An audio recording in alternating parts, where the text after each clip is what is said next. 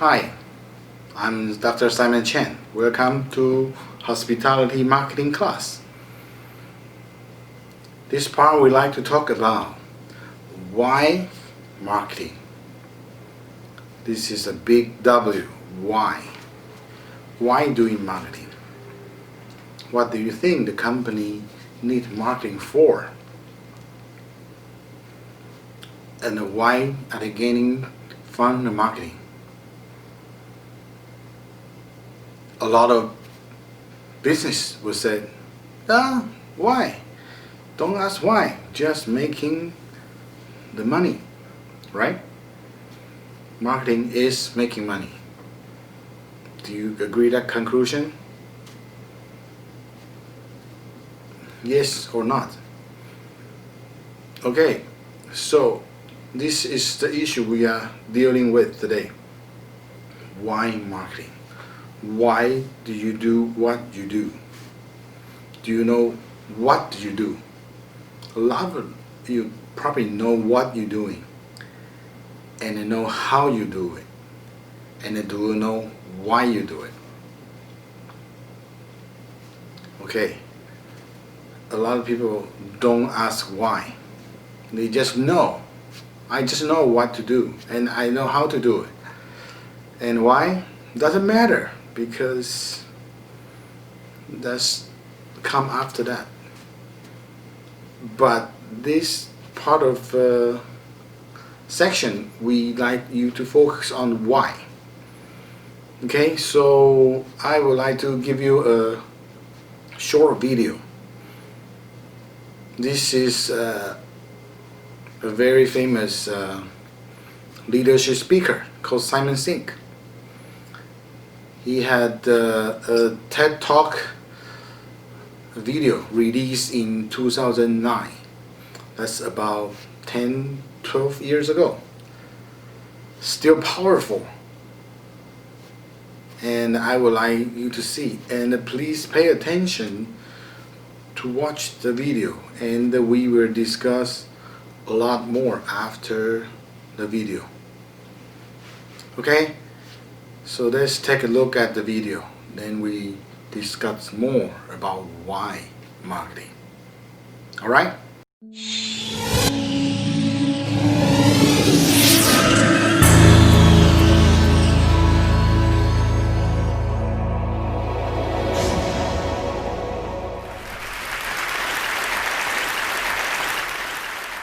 How do you explain when things don't go as we assume? Or better, how do you explain when others are able to achieve things that seem to defy all of the assumptions? For example, why is Apple so innovative? Year after year after year after year, they're more innovative than all their competition. And yet they're just a computer company. They're just like everyone else. They have the same access to the same talent, the same agencies, the same consultants, the same media. Then why is it that they seem to have something different? Why is it that Martin Luther King led the civil rights movement? He wasn't the only man who suffered in a pre-civil rights America, and he certainly wasn't the only great orator of the day. Why him? And why is it that the Wright brothers were able to figure out controlled powered manned flight when there were certainly other teams who were better qualified, better funded, and they didn't achieve powered manned flight, and the Wright brothers beat them to it? There's something else at play here. About 3.5 years ago, I made a discovery. And this discovery profoundly changed my view on how I thought the world worked, and it even profoundly changed the way in which I operate in it. As it turns out, there's a pattern. As it turns out, all the great and inspiring leaders and organizations in the world, whether it's Apple or Martin Luther King or the Wright brothers, they all think, act, and communicate the exact same way, and it's the complete opposite to everyone else. All I did was codify it. And it's probably the world's simplest idea. I call it the golden circle.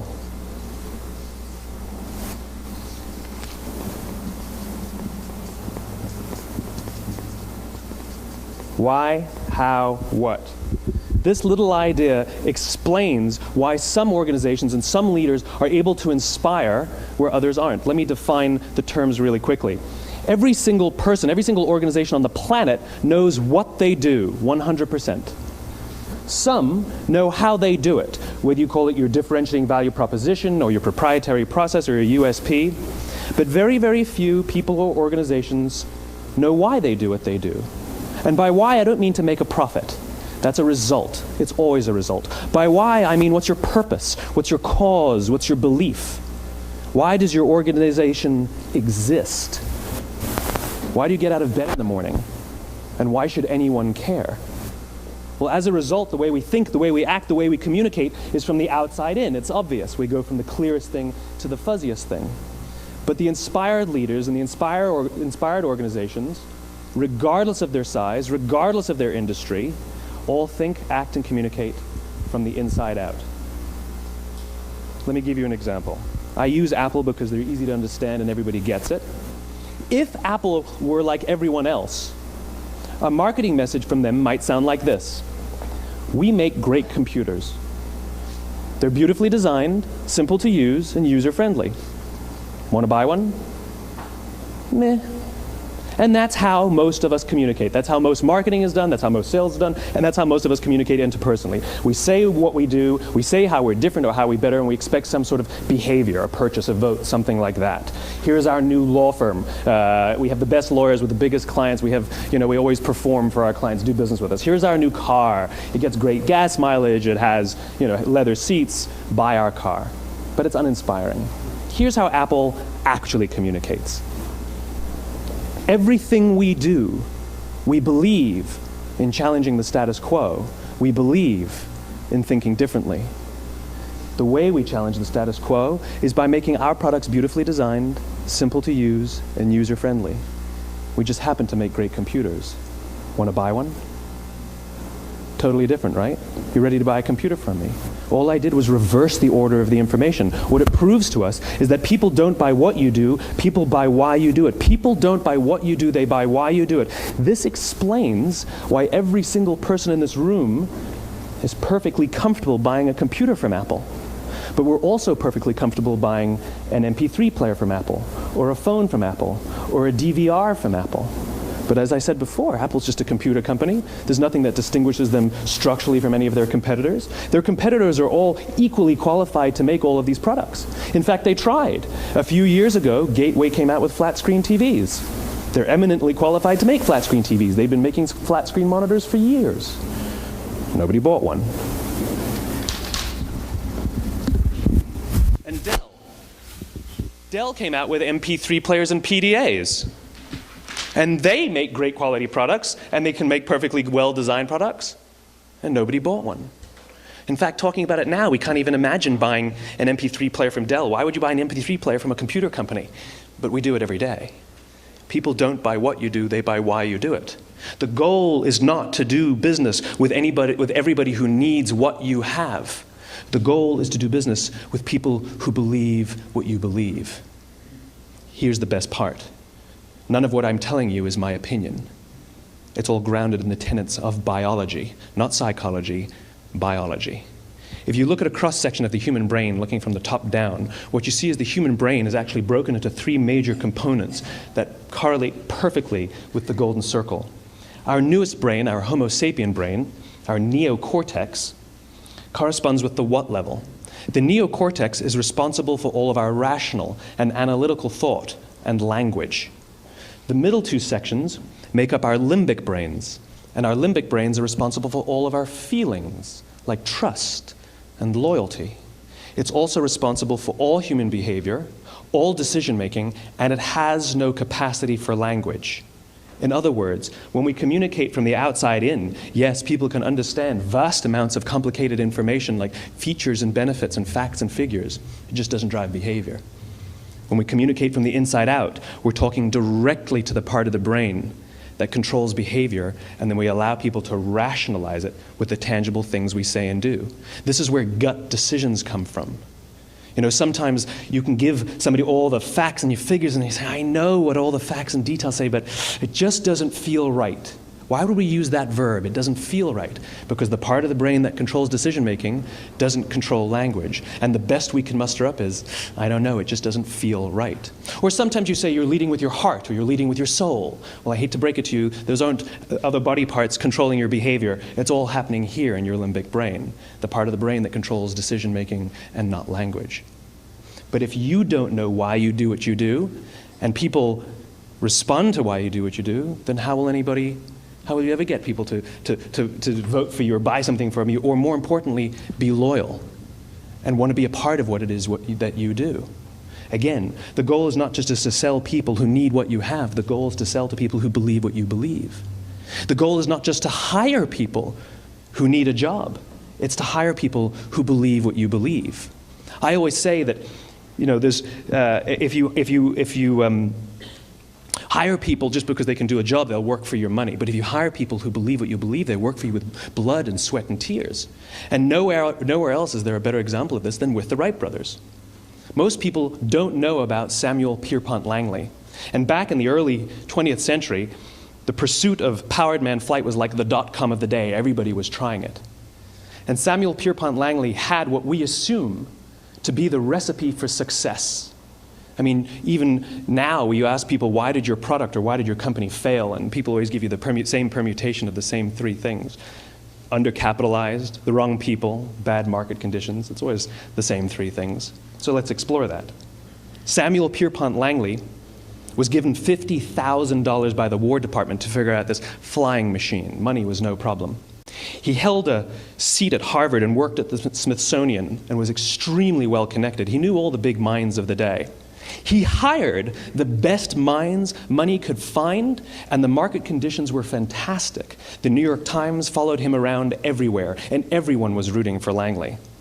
And how come we've never heard of Samuel Pierpont Langley? A few hundred miles away in Dayton, Ohio, Orville and Wilbur Wright.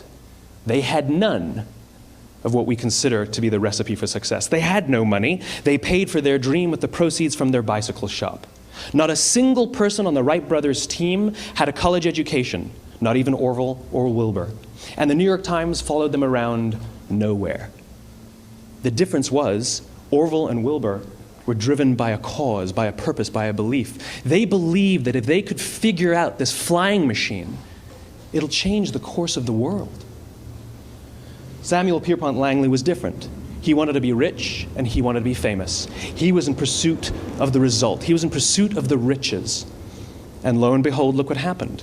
The people who believed in the Wright brothers' dream worked with them with blood and sweat and tears. The others just worked for the paycheck. And they tell stories of how every time the Wright brothers went out, they would have to take 5 sets of parts because that's how many times they would crash before they came in for supper. And eventually, on December 17th, 1903, the Wright brothers took flight. And no one was there to even experience it. We found out about it a few days later. And further proof that Langley was motivated by the wrong thing, the day the Wright brothers took flight, he quit. He could have said, "That's an amazing discovery, guys, and I will improve upon your technology." But he didn't. He wasn't first. He didn't get rich. He didn't get famous. So he quit. People don't buy what you do, they buy why you do it. And if you talk about what you believe, you will attract those who believe what you believe. Well, why is it important to attract those who believe what you believe? Something called the law of diffusion of innovation. And if you don't know the law, you definitely know the terminology. The first 2.5% of our population are our innovators. The next 13.5% of our population are our early adopters. The next 34% are your early majority, your late majority, and your laggards. The only reason these people buy touch-tone phones is because you can't buy rotary phones anymore. We all sit at various places at various times on the scale, but what the law of diffusion of innovation tells us is that if you want mass market success or mass market acceptance of an idea, you cannot have it until you achieve this tipping point between 15% and 18% market penetration, and then the system tips. And I love asking businesses, what's your conversion on new business? And they love to tell you, oh, it's about 10%, proudly. Well, you can trip over 10% of the customers. We all have about 10% who just get it. That's how we describe them, right? That's like that gut feeling, oh, they just get it. The problem is, how do you find the ones that just get it before you're doing business with them versus the ones who don't get it? So it's this here, this little gap, that you have to close, as Geoffrey Moore calls it, crossing the chasm. Because you see, the early majority will not try something until someone else has tried it first.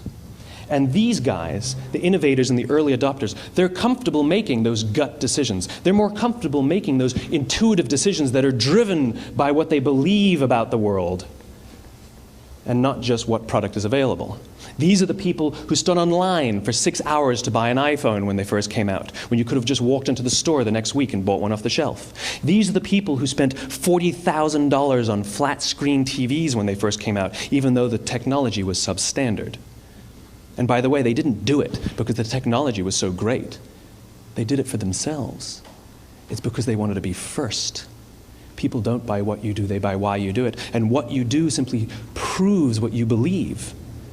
In fact, people will do the things that prove what they believe.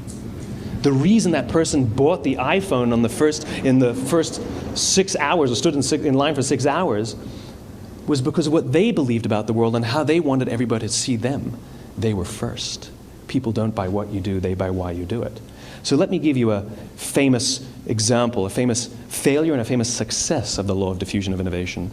First, the famous failure. It's a commercial example.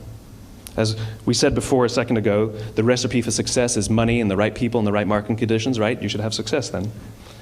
Look at TiVo. From the time TiVo came out about 8 or 9 years ago to this current day, they are the single highest quality product on the market. Hands down, there is no dispute. They were extremely well funded. Market conditions were fantastic. I mean, we use TiVo as a verb. I TiVo stuff on my piece of junk Time Warner DVR all the time. But TiVo is a commercial failure. They've never made money. And when they went IPO, their stock was at about $30 or $40 and then plummeted, and it's never traded above 10. In fact, I don't think it's even traded above 6, except for a couple of little spikes. Because you see, when TiVo launched their product, they told us all what they had. They said, we have a product that pauses live TV, skips commercials, rewinds live TV, and memorizes your viewing habits without you even asking. And the cynical majority said, we don't believe you, we don't need it, we don't like it, you're scaring us. What if they had said, if you're the kind of person who likes to have total control over every aspect of your life, boy, do we have a product for you. It pauses live TV, skips commercials, memorizes your viewing habits, etc., etc. People don't buy what you do, they buy why you do it, and what you do simply serves as the proof of what you believe. Now let me give you a successful example of the law of diffusion of innovation. In the summer of 1963, 250,000 people showed up on the Mall in Washington to hear Dr. King speak. They sent out no invitations, and there was no website to check the date. How do you do that? Well, Dr. King wasn't the only man in America who was a great orator. He wasn't the only man in America who suffered in a pre-civil rights America. In fact, some of his ideas were bad, but he had a gift. He didn't go around telling people what needed to change in America. He went around and told people what he believed. I believe, I believe, I believe, he told people. And people who believed what he believed took his cause and they made it their own, and they told people.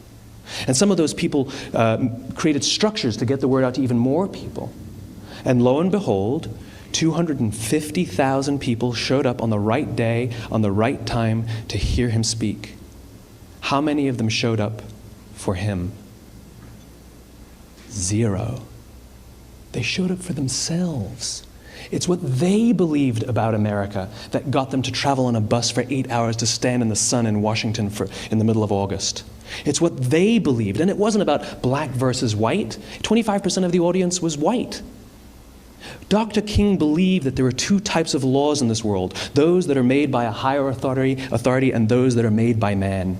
And not until all the laws that are made by man are consistent with the laws that are made by the higher authority, will we live in a just world? It just so happens that the civil rights movement was the perfect thing to help him bring his cause to life. We followed him not for him, but for ourselves. And by the way, he gave the I have a dream speech, not the I have a plan speech. Listen to politicians now with their comprehensive 12-point plans. They're not inspiring anybody. Because there are leaders and there are those who lead. Leaders hold a position of power or authority, but those who lead inspire us. Whether they're individuals or organizations, we follow those who lead not because we have to, but because we want to. We follow those who lead not for them, but for ourselves. And it's those who start with why that have the ability to inspire those around them or find others who inspire them. Thank you very much.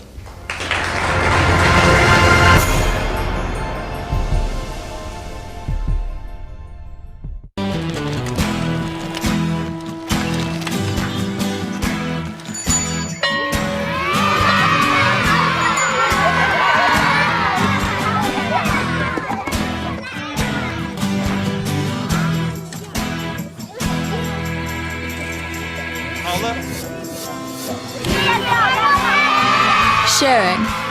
That's video on the Human Network. Cisco, welcome to the Human Network. Why marketing? After you watch the video, I hope you have a good idea of why. Okay, let's review it. Let's review the the video. What's about? Do you remember there is a famous golden circle, star with Y in the middle, and how in the second level, what in the outside. Okay, so why is your purpose? How is your process? And what is your process? We start thinking from inside out, not outside in. He gave us a lot of great example. Apple. What about the Apple computer? What about the iPhone? When the iPhone just started, Steve Jobs says, let's build something. Let's build something. Build what? Build something to sell, to make profits? No, he said, let's build something. Let's build something that's useful, that help the human have a better idea of what they can do with their phone. Not only can talk, but also do many other things. And you have to be user-friendly. So he built an iPhone. He know why? He know how to do it because the core value of why.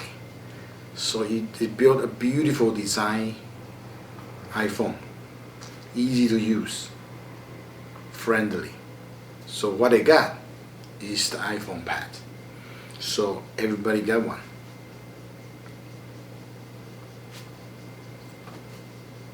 But many of the company don't do that route. They do it opposite. That's why Simon said most people were not successful because they do it in the wrong way. They start with what? Like a regular restaurant said, oh, there's an American food restaurant. What do you have? We have great burger. We have nice steak. And we have a great chef, know how to do it. Do you want to come to a restaurant? Nah. Why not? Because there's a tons of different restaurants doing exactly what you do. They say what they have, and they know how to do it. So you have hundreds of choice, so you don't necessarily choose that particular one. But if you changed,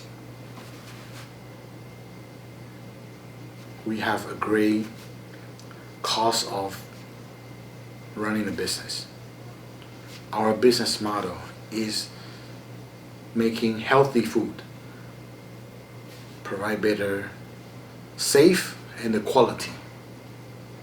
Our steaks is directed from the farm, where they don't use the chemical, they only use the natural ingredients to feed them. So our steak is the top quality. You may pay higher amount of the price to get it, but you guarantee to have the good quality. So that's the cost, because the restaurant knows what they are doing, why they are doing, and know how to do it. So people will go drive with that cost and then go for it. Okay, so if you don't start with why, you start with what, then you miss understanding the whole concept. So 80% of them start with what, only 20% or even less start with why. That's why we mention 80%, 20% rules apply. Majority of you don't get it. That's why you don't success. 20% of them got it. Start from the core value of why. They get it. They get 80% of the profit from most of the world. So who do you want to be? Where do you want to start?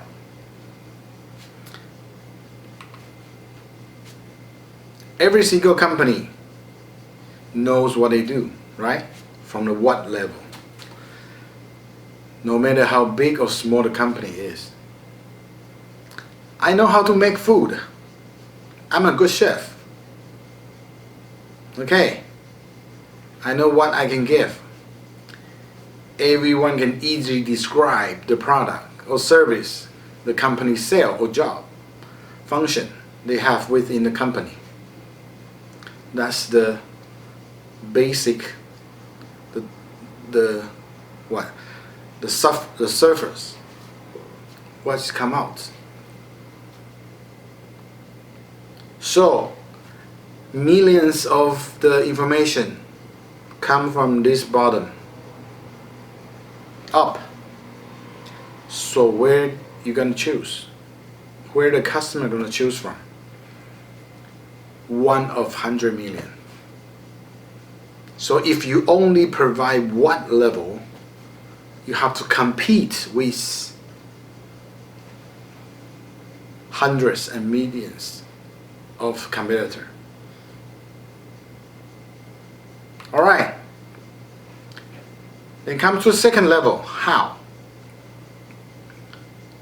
Some people in company knows how they do and what they do. Okay.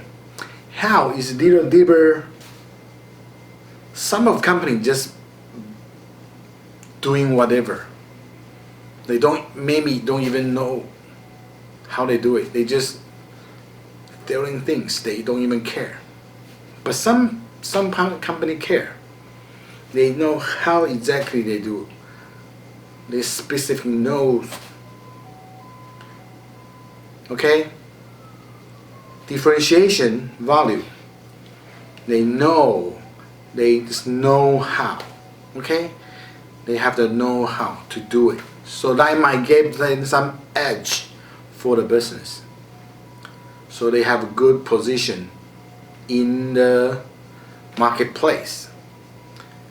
We call that unique selling proposition. How are often given to explain what you have and how something is different or better. Okay, so you come to the second level. How? You provide more information. You say we have a steak. We know how to cook it. We know how the material came from, how the ingredients are. So we make a quality food. Okay. If you talk about this, you are better than those who don't know how.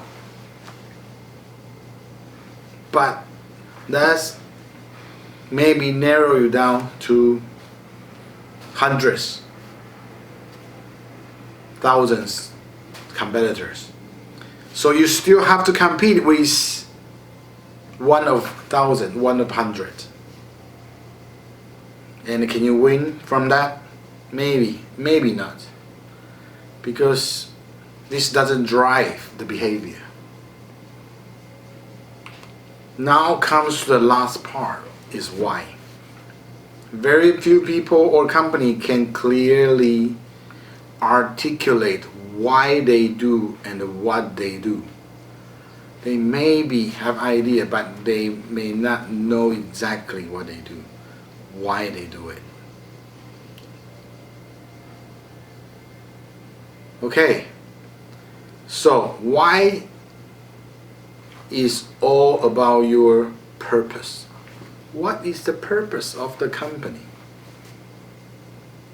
Why does your company exist? Why do you get out of bed in the morning? And why should anyone cares? Okay, the easy question everybody can answer. Why do you get out of bed every morning? Why?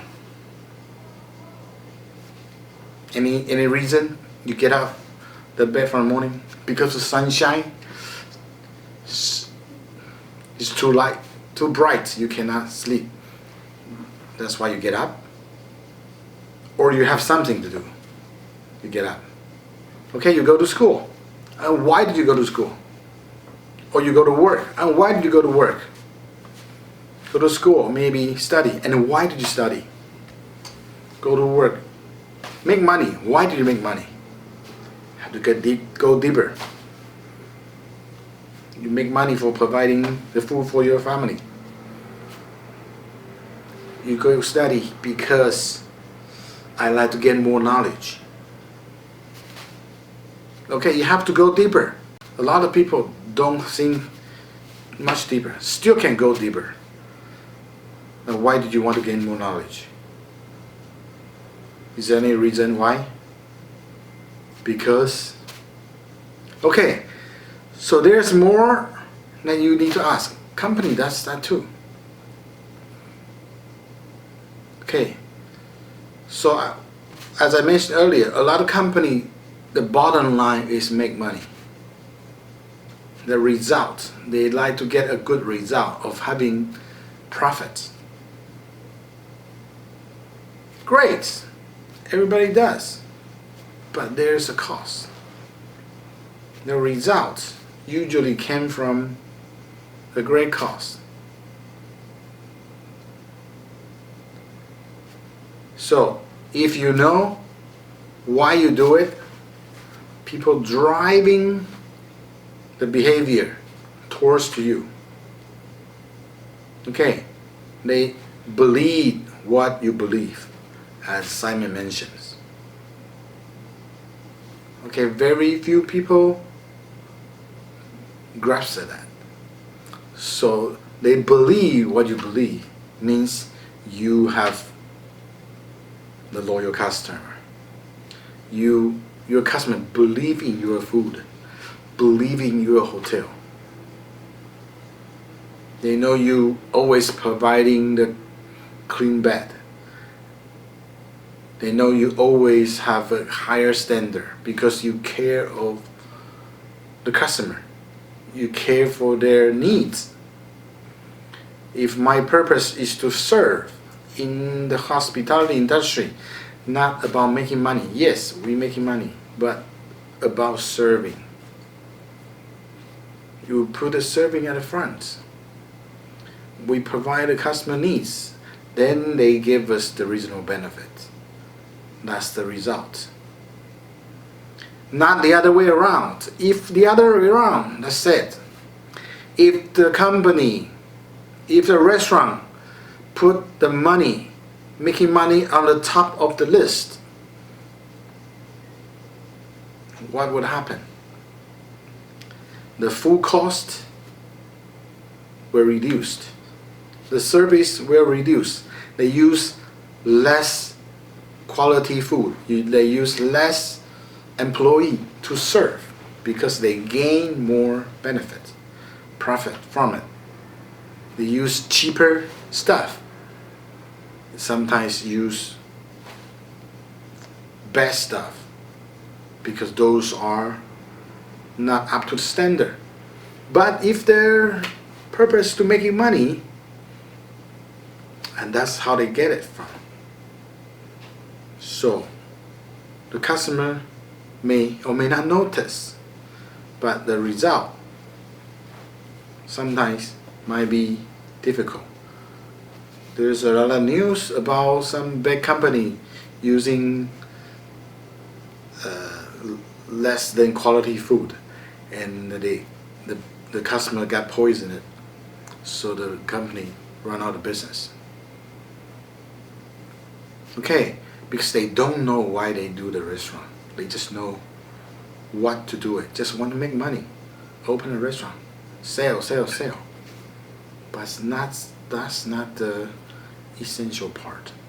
So if you're a marketer, doing marketing, you need to know why you are market for. It's not what you're selling for. Why you market for. Okay?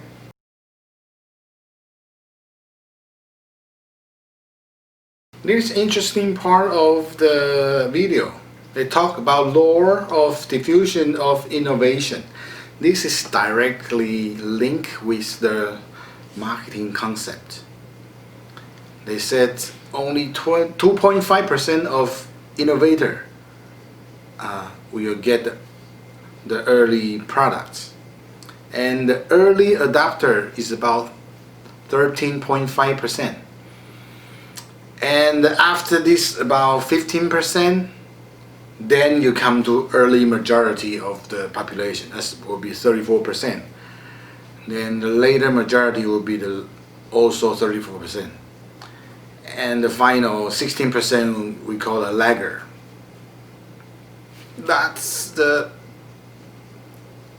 This is the equation you want to see. This is a common curve. So how can you get the people to get your stuff? From the beginning, no way. Only 2.5% will try. So if you want to start new things, why people try your stuff? The study shows only 2.5% will try. Your business won't last if only 2.5% willing to try. Okay, you need to give them the reason to try. Believe what you believe. So you need to get 2.5 up to 15%. Become the early adopter. Those 15% you need to get them quickly. Not even that. You need to get up to the later 34%. So your business will stand. And how can you get that tipping point? That's the cost. That's the time when people know why you do and buying what you are doing. So that's a difficult part of marketing is how did you break the ice from that early stage, link to that upper curve. Some business won't even go up, they go straight down because they don't know what they do. Maybe they success, yes, 2.5%. Well, let's get lucky. That's the luck. Yes, it's important to get luck, but you cannot rely on the luck. You have to be focused on why. So your product, no matter what it is, to link to the person you are targeting to and then meet their needs. So they say, oh, that's a great product. That's the thing I want. Sometimes you create a demand. They don't even know what they need. When the iPhone released, nobody knows. Nobody realized, oh, your cell phone can be that smart. So that's the demand that create. But why? By what? By profit? No. By the need of the human being. By the need of the customer. So they get the idea. That's why the stock for the Apple is still right up there. In this day, in the US market, on one of the top the list will be the Amazon. The Amazon.com. What they do? They start with selling books. Nobody even read books, but they start something else. They expanding their horizon. So we need to apply the law of diffusion of innovation in our marketing segment, in the business we are in. And the most important part, we need to know why we do it and link to the customer, link to our target markets. We need to tell them why we do it, and we do it for their benefits. For their benefits, they buy it, then it turns to get a benefit from us. It must be this way, not the other way around. Okay, I have a good skill of making food, but I need to match the people who need it, need the right food, the right price, the right quality. Okay, I don't sell the luxurious French cuisine in the ghetto. I selling street food on the ghetto, right? So you see the demand, you see the markets, you see your targets, then you make it for it. Okay, so that is to conclude this part of the why marketing. And after this class, I hope you know why you do what you do. Okay, see you next time.